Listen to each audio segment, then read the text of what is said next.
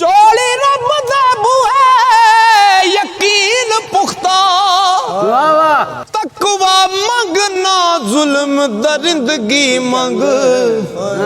नीयत साफ ते पाकां दा अदम मंगी हसद बुगल गरूर ना रिंजगी मंग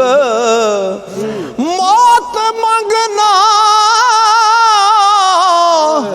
ओएस जरूर आना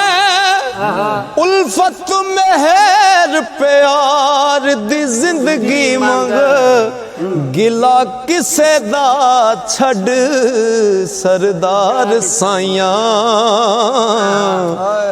ऐबा अपने ते शर्मिंदगी मंग